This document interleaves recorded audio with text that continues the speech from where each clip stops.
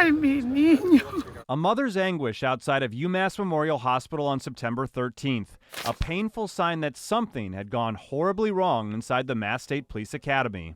Just a day earlier, Enrique Delgado-Garcia, an aspiring 25-year-old recruit, had participated in a boxing exercise.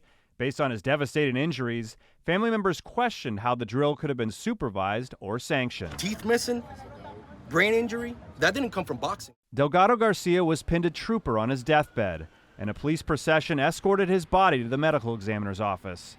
His death would normally be investigated by the Worcester County District Attorney, but because Delgado-Garcia had worked as a victim advocate in the office, DA Joe Early called for an outside review. I'm looking for someone who can look at this with an independent view, who doesn't have a stake in its outcome. As state police announced a suspension of all boxing training activities at the academy, Attorney General Andrea Campbell announced her pick for the independent probe, David Meyer, an experienced trial attorney and former prosecutor. Friends and family lamented a life cut short during a funeral with full state police honors.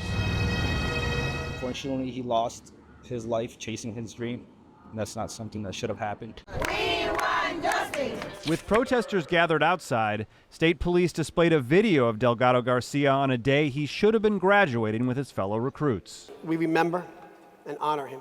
Months passed, supporters tried to keep Delgado-Garcia's name in the public spotlight, and his family waited for answers.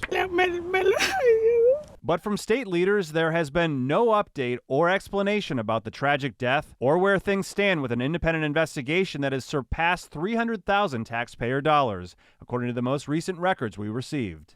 The silence is deafening. We've had nothing, about this. It's like the shades have been pulled down. It wasn't until last month that we finally learned Delgado-Garcia's cause of death from his family's attorney. The autopsy report describing bleeding in the brain caused by blunt force injuries to the head, which only intensified questions about how a training exercise ended with a promising life lost. I think there was a criminal lack of supervision. I believe that people that were supposed to be monitoring Enrique failed to do so, and I think it is the questions remain unanswered as to why that was.